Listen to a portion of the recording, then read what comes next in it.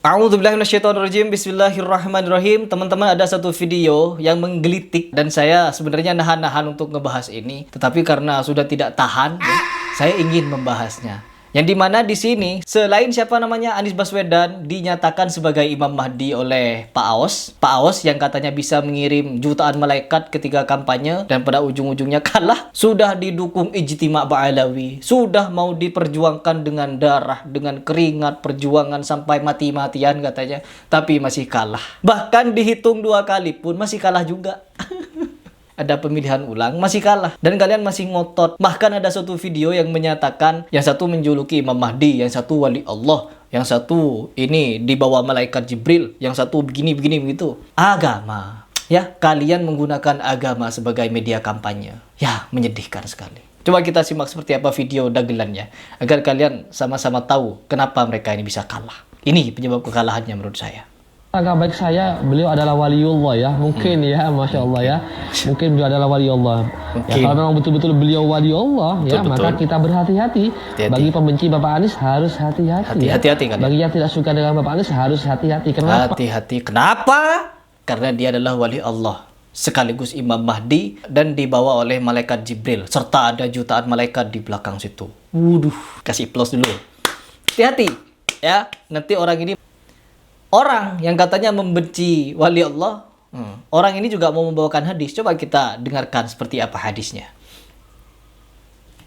Ya, kalau dalam suatu hadis disebutkan bahwa barang siapa yang memusuhi waliku, sesungguhnya aku mengumumkan perang terhadap dirinya. Jadi jangan sampai ya kita memusuhi walinya Allah. Ya. Kalau kita musuhi walinya Allah, maka Allah akan menyatakan perang kepada dirinya. Kalau sudah bilang perang, pasti dia hancur dan kalah. Pasti akan kalah ya. Pokoknya kalau membenci Anies Baswedan pasti hancur dan kalah. Dia membawa hadis dan dipenggal hadisnya, teman-teman. Yang dimana hadis itu berbunyi di bawahnya lagi, siapakah wali-wali Allah? Dialah yang mendekat kepada Allah dengan apa yang Allah cintai, selain apa yang diwajibkan. Kerjakan dulu kewajibannya, baru mendekat kepada Allah dengan amalan yang dicintai Allah. Terus di samping itu Allah juga memberikan pernyataan lagi, yaitu orang-orang yang disebut wali Allah itu adalah orang yang gemar menjalankan ibadah sunnah ya, selain yang wajib ya. Begitu kata Allah, jangan dipenggal. Apa yang dicintai oleh Allah? Ketika Umar bin Khattab menemui Rasulullah SAW ketika melihat auratnya salah satu istrinya Rasul, apa kata Umar? Ya, apa kata Umar? Wahai Rasulullah, kapan Allah akan menurunkan perintah untuk perempuan-perempuan berhijab, istri-istri berhijab? Lalu tidak lama dari itu Allah menurunkan perintahnya, perintahkan kepada istri-istrimu wahai Nabi, kepada anak-anakmu untuk menggunakan hijab. Ini Nabi saja ya, Nabi saja beserta orang-orang soleh yang hidup di zaman Rasulullah SAW diperintahkan untuk menggunakan hijab. Perintahkanlah istri-istrimu, anak-anakmu untuk berhijab. Lalu perempuan di situ sibuk satu sama lain untuk mencari kain untuk menutup rambutnya, tangannya, kakinya. Ya, langsung dipakai berhijab, menutupi diri, menutupi auratnya. Ini Nabi, Umar, semua sahabat ada di situ. Mereka memerintahkan semua anak-anaknya, istri-istrinya untuk berhijab. Tetapi kalau Anda menganggap Anies Baswedan wali Allah, tetapi dia tidak memerintahkan anaknya untuk berhijab. Wali apa itu namanya? Walinya Aos? Atau wali Ba'alawi? Allah, bawa-bawa agama. Mengerikan sekali ya mereka ini ya. Terus di sini juga ada video, yaitu dari siapa dah, Elvi Sukaisih kalau nggak salah. Kita harus dipimpin oleh pemimpin yang betul-betul beriman. Oh, yang lain tidak beriman. Oh, ini bahaya ini ya. Artinya sudah ngeklaim bahwa yang lain imannya Allah. Kita nyata-nyata dicurangin ya. Benar-benar udah, ya Allah, nggak ada hayatnya, nggak ada makhluknya sama sekali. Ya Allah, ya Allah, saya cuma nurut bagaimana. Ayo kita berjuang bersama. Apa selanjutnya yang kita harus lakukan? Ya lawan dong. Lawan. Turun. Ya, apa? itu yang penting. Karena bukan apa-apa. Indonesia perubahan, kita harus berubah semua. Capek. Ya, kita harus dipimpin oleh pimpinan yang betul-betul beriman, yang cerdas. Itu kan. Jadi yang lain nggak cerdas. Kita nggak lama lagi mungkin umur kita sampai. Tapi yang kita pikirkan regenerasi kita, anak cucu kita. Bagaimana dia harus mengalami seperti ini? Ya. Tuh. Jadi sudah meragukan kinerja yang lain, seolah-olah anak cucu kita nanti akan terbengkalai ke depannya. Kita tunggu saja Bapak, Ibu. Ya, kan dijanjikan makan gratis sama Gibran Booming, Raka Booming itu. Kita tunggu saja nasi gratisnya sama susu gratisnya itu. Allah, politik. Jangan diambil hati, sakit nanti. Yang lain. Ada juga video yang lain yang dimana, nah ini nih. Aduh, mohon maaf, hello, Kubu 02, saya sebutin aja deh, si Gibran dan Pak Wowo. Makan gratisnya, makan yang apa dulu dong? Bebas. Minum susu basi. Makan gratis, makanan apa dulu? Aduh ya Allah, zaman gini kok makan gratis. Hai, jangan mau dibodoh-bodohi dengan bocah kencur yang nggak ngerti apa-apa. Sekolah Ngatain Gibran bocah kencur. Meskipun saya tidak sepaham dengan Gibran mengenai makan gratis itu ya, yang 1 triliun sehari, saya juga tidak sepaham dengan itu. Saya tidak sepakat. Tetapi juga saya tidak sepakat dengan Imin, yang dimana Imin menyatakan 5 miliar per tahun terhadap desa-desa. Top, terus tidak berhenti di situ. Memberantas kemiskinan.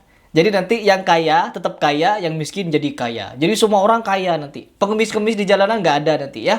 Orang-orang ngamen-ngamen nggak ada nanti kalau Imin jadi. Memperkaya umat, memperkaya semua orang. Terus yang sakit jadi sehat. Idih. Itu kalau nggak halu apa namanya, Bu?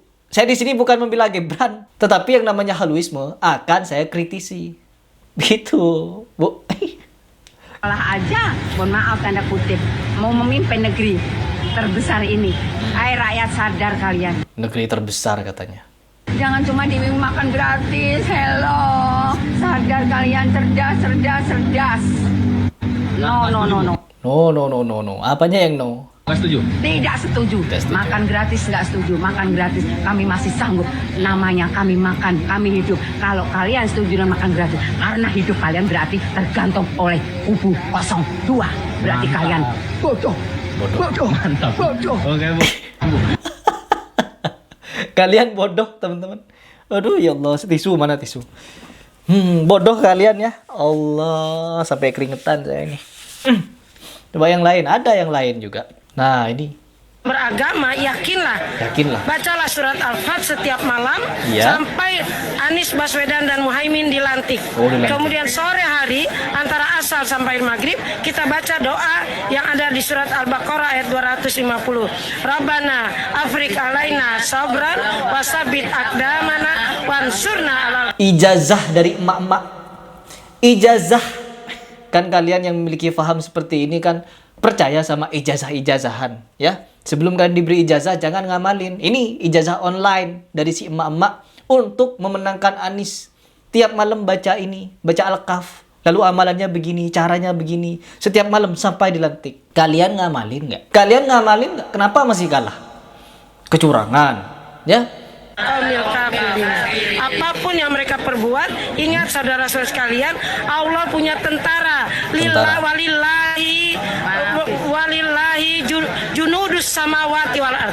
Allah punya tentara langit dan tentara bumi yang akan membantu kita. Yang tidak terlihat bagaimana. Iya, sudah dikirim kan sama AOS kan? AOS kan ngirim kemarin itu 1 juta malaikat. Gimana? Gak kelihatan ya? Apa ikut nyoblos? Apa gimana? Suara goib. Hanya orang-orang goib yang bisa menghitung suaranya itu. Waktu perang Badar, bagaimana waktu perang Futuh Mekah, manusia cuma sedikit tapi kelihatannya banyak. Orang-orang kafir melihat umat Islam begitu banyak dan begitu hebat-hebat sehingga mereka akhirnya kalah. Oleh karena iya, kalau kalian menganggap perang Islam dan kafir, apakah Pilpres ini perang Islam dan kafir juga?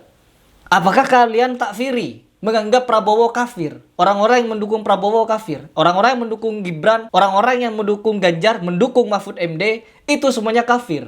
Sehingga apa? Kalian mau perang-perangan, mau adu-adu ilmu seperti ini? Gak boleh. Di dalam perkara politik gak boleh pakai identitas agama seperti ini. Karena apa? Semuanya sama-sama Muslim. Pendukungnya juga ada yang mendukung Muslim. Pendukungnya ada yang pendukung Muslim. Gak boleh. Ini bahaya ini seperti ini ya teman-teman. Coba kita dengarkan bagaimana pendapat Gus Yahya mengenai politik identitas yang membawa-bawa agama.